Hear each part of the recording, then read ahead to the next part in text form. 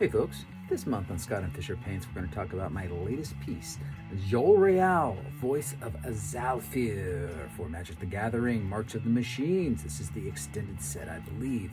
Let's check it out together. I got some feathers. There's going to be a lot of feathers in this painting. Let's go. Alrighty, let's go. As usual, we do some thumbnails, but in this case I did one thumbnail and it looked pretty cool, man. I used a combination of leaf brushes and silhouette stuff and just threw some bird reference together and sort of got a figure. But this was the more advanced drawing where I'm hitting the reference a lot harder. I'm figuring out how to draw this thing, get the graphite done on a separate piece of paper, and then I printed that out and I mounted it onto this panel you see here, and now I am painting directly on top of that with acrylic in little cups. And what I'm trying to do at this early stage is just ghost out the drawing a little bit, as you know I like to do. I like to see my drawing a little bit, but we don't want it competing, so that heavy dark line had to be reduced. I love the drips, I love the textures, you get the idea here.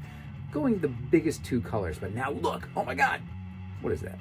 It's an airbrush. Heck yeah, man. I started getting out the airbrush and these cool little metal things. They're called sculpting scrapers, which you would use to, sculpt clay and stuff and remove material. They're great as quick masks when you've got an airbrush flying around. I've got an Awada airbrush going, and I'm just using a compressor you can get at Harbor Freight pretty cheap. That's pretty darn quiet. And what I'm trying to do is to make an atmospheric, smooshy, blurry underpainting on this thing, going in with a bit more local color and local values here. And then I'm going to start building it up. The idea is I wanted to start from a place of ambiguity instead of such hard stencil stuff, which you've seen in some of my most recent magic work, where the colors are very hard edged. I wanted to get back more into a little bit more ambiguity and mystery. And man, the airbrush is a great way to do that. Now I'm going with some brushes and actually brushing on some thicker paint as well in combination with that airbrush. That's a really cool one. That sculpting shaper is actually a reversed curve, which they're mostly, the outer curve, and that's an inner curve. But that arm I felt was a little bit long. It's bothering me at this moment, but I haven't fixed it quite yet. First, I need to establish something crisp. So I go in and pop some negative space behind the core of the figure. But there you go. I totally redrew that hand and moved it in much closer so that it could be a little bit of a just so hyper extended. And the reference I had been looking at, somebody was hanging from a ladder, so it really was pulling that shoulder. But in this case, it wouldn't be that extended, so I had to redraw the whole arm and move it back in. But look what I'm holding in my hand there. That is a Parmesan cheese container. You've all seen it. It's in your refrigerator right now. Turns out it's great for acrylic inks because it's got these little reservoirs where you can just put like 2 drops of an acrylic ink in there and use that as your mixing platform. And these days, I like to have my palette as close to my piece as possible so I can make quick reactions. Sometimes when I look all the way down at the table to my palette and come back, I almost forget what my move was going to be. So, going back and forth between just little disposable cups and those sorts of containers is always fun for me to organize my colors. There you go, that's an old prescription container that I've got some paint in as well, even using the lids here. The lids are cool because you have an outer ring that you can have some stuff in and then the inner ring to mix on. Just tiny little palettes for tiny little applications of paint. All right, let's go ahead and build up this face. I had that established middle value there from my airbrush stage, and now I'm just rendering it up. Pretty cool. If you saw, I went for a core of light right down the center of the cheek, and then I started building that up and finding some middle values in between that and what was going on behind. And I'm also now working those strokes and those highlights and that lighting out into the rest of the figure, doing a little bit of edge lighting, which is always great to separate the figure off of what's going on from behind. So I just figured some of the sky blue is coming down, and I liked how that blue was reacting to the green and purple. It was pretty cool. So we threw that in there, but you can see a lot of this is still kind of sketchy. Needed to do some finer details on the face, introduce a little bit warmer colors on the cheek and in the nose. Tiny little brushes with tiny little cross hatching at this point. Bigger brush. The main core shadow was done first, or the main shadow was done first, and then I was able to do just a lit edge on top of that. This combination of sort of making the leaves dissolve into the wing and back and forth was fun, and I didn't know exactly how I was going to do it, and I just kept having to work my edges back and forth. You can see at some points I'm using a cool green in the wing and then also a really hot green. We used a compass there, drew off the circle for the twin suns that are going to be existing in this world. And I just thought I would go ahead and do it with a pink. I liked at the beginning of this anyway, I liked how the pink kind of was bouncing off the green and the purple together. And I liked that I could cut it out with some blue and it would stand out as well. There's another big circle up behind the head which would be the second one of those. And I use that to frame the bird, but really trying to let the silhouette do as much work as possible for me here. You can see I don't really want to go in and render a ton of tiny little leaves. If your silhouette work is strong, you can let that texture and those big masses do all the work for you. You know, looking at that it's a bunch of leaves and stuff just by the silhouettes. I didn't have to paint a twig or a leaf or anything like that. Going back and forth into the shadow forms here, I kind of drew some random scribbles, and then I filled in every other scribble, almost like if you were doodling on a piece of paper and drew some scribbles and you filled in every other scribble. That's sort of how I did the upper part of that wing, just to randomize it a little bit. There's some photographs of me, because I totally paint out that arm and redo it. So I ghosted it out with some middle value paint, and then I went in and I started sketching the new arm on top of it. Now I'm going in and I'm hitting it with the acrylic inks a little bit more direct, and just rebuilding that entire arm from scratch. This was not in the drawing. You don't normally like to have things really planned out really well, but sometimes we got to make changes, guys. You can see I'm adjusting finger size, and I'm just having to wing this arm a little bit. Now I can cut out that negative space and reestablish the silhouette of that hand as it's coming forward. While I've got that purple in my hand, I'm going to move it into a couple more areas as well.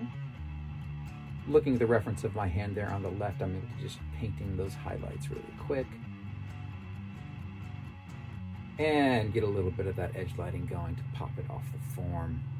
Especially helpful when a hand is crossing in front of the form, because sometimes things can get lost because you don't have the benefit of a pure silhouette on the exterior of a figure to make that work. So you got to make it work by adjusting the values within the core of the figure. Sort of had an idea of how I was going to do these scarf feather things, but really, like I said, it's a lot of winging it and trusting the piece and thinking in person with the piece. A lot of this painting came down to being in the moment with it. I had a solid foundation going, but in the end there was a lot of ambiguity by design, and therefore when I got into it, everything wasn't perfect for me. I had to kind of figure some things out, which I think can be really great and lead to some more organic results, because it doesn't feel quite as forced right from the beginning. Going with the nib pin there, I love to use those little nib pins, the Nikko, Nikko nibs, dipped in the ink, and that gives me that fine little crunchy detail. Oh, those little specular highlights to really get things to pop. And I always think I could just do a little of them, and then I'm like, wait a minute, I can do it here. I can do it here. Oh my God, I can do it here too. And it just winds up spreading out all over the form. And because the middle values are all there and there's a lot of rendering that was underneath that, I'm able to actually use pretty much one value to lighten the edge light of all of that stuff. Didn't know what was going on in the waist area too much, so we had to kind of figure that out. I love it when things can dissolve in and out, so it doesn't have to be super accurate, but I need to give enough edges and enough detail that the viewer will go along for the ride with me, where it gets a little bit ambiguous. That's the thing about lost edges, guys. Lost edges are amazing, but they only work if you give us some found edges that we can latch onto and then go on the ride with you for where they get lost. So we complete the image in our mind, but you have to give us some clues to go for. These just got painted in, but again, because the silhouette work was strong, I was able to just do this in one value with one brush and just create a layer of silhouette vegetation. Think of it sometimes like if you're setting up a stage play, right? And you have to have levels of woods or whatever. It's usually like flat cardboard trees stacked in layers behind each other. That's kind of the way I think about this stuff, as if I was designing a stage set. Went to a different value. I wanted things to get a little lighter and not have the same heavy dark all around the piece. So we lightened up our values a little bit there. I redrew some of my leaf shapes where I had lost them so that I could go in and fill in those silhouettes again. And now that we've got, it's the third value, because it kind of goes from a darker, dirty blue. As I get down to the bottom of this piece, the blue brightened up a little bit, and it really starts to create another stage level, right? Another level behind those first trees, which creates this awesome depth. And when you're working on your compositions, it's always great to throw something in front of your main figure, something in front of your main focus. If it crosses in front, it's going to give a vehicle for the viewer to get into the piece. The dress, wanted to keep it pretty simple. A lot of, just flowing into it. I didn't want a lot of high contrast wrinkles, especially behind all that vegetation, because you can imagine it would start to get to be a very tough reed. So I kept the snappy poppy wrinkles up at the hip, and then as stuff got behind the vegetation there, it just faded it out. Just rendering out that leg real quick. I've got the formula now, no problem. Had to create a little bit more detail in this deep space wing. I don't want to go high contrast here either, right? I'm trying to add detail, but not add a ton of contrast. And that becomes super important in your work, right? Because again, if I added super dark contrast behind those foreground vegetation silhouettes, it would become a very tough read. So if you notice, my values are a little bit darker or lighter than the original airbrush spray that was down there, but not so dark that something it starts buzzing, especially around her head. We didn't want it to pop out around her head, or we want our head to pop off of that stuff. Just thinking about how my light sources will travel across that bird. It's sort of a spirit bird, so it doesn't have to be super accurate. But even the silhouette work on the bird becomes important if you look at the way I did the feathers on the top of the head where they crest.